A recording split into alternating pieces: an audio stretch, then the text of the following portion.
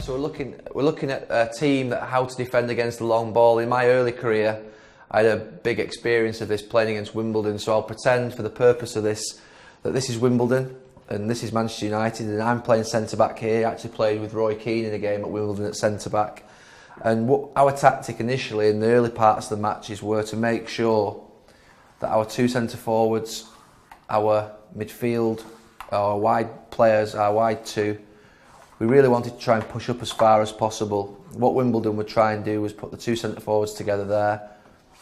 And what we wanted to make sure is, let's say the ball was with the full back over here, the Wimbledon left back, we wanted to try and make sure that he was closed down as quickly as possible, because what we didn't want was him being off here and him being able to move up the pitch, and us, we're all having to go back, the pumping it farther and farther forward. So we tried to engage as high up the pitch as we possibly could to make sure that when they did play the long balls, let's say he did play this pass in towards this player here, that he was challenging high up the pitch. We always felt that we would be quicker.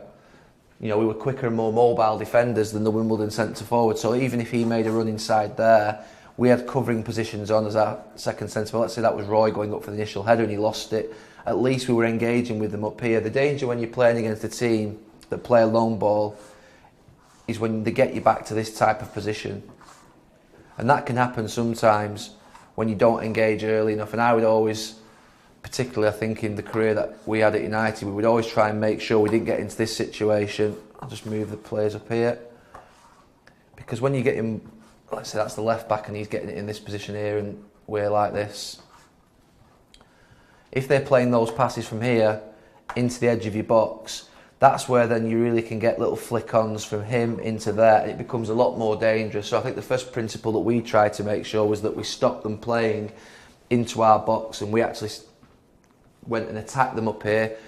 Little detail, goalkeeper, let's say it was Hans Seegers at the time, we made sure that one of our forwards, because what they liked to do, Wimbledon, was roll the ball out of the box with the goalkeeper and kick it right on top of this. So we made sure he had to kick it out of his hands. That's again other little things that you try and do to make sure that your life's a lot easier, because you're talking about really physical, competitive players who are difficult to play against in the air. When you get into the final third of the pitch, and there will be times in the game where obviously you can't stop it, stop the cross. Teams that play the long ball usually have good crosses of the ball, they usually have good attackers of the ball in the air, so then that's where your defenders would be in here. So you've got to make sure that these two players, these two double up. So let's say that's the Wimbledon left back, the Wimbledon left winger, and they've got the ball there. That right back there's got to stop the cross. He's got to make sure that those balls don't come into the box, because if you're playing against a team with a long ball, they'll usually have a better aerial power than you. And if they do get a crossing, you've got to be body to body in here and make sure that you leave as much space for this goalkeeper as possible, so that he can come out. He's the Schmeichel, he's the one that can come out and basically use his hands, he can punch everything clear. So just little things like that when you're playing against a more physical team, is to try and make sure that as early as possible you put pressure on them, because usually they're not dribblers, these types of teams. They're not teams that can run away from you generally too much. It's more a case of, you know, you're making sure that you sort of save yourself problems and engage them as early as possible.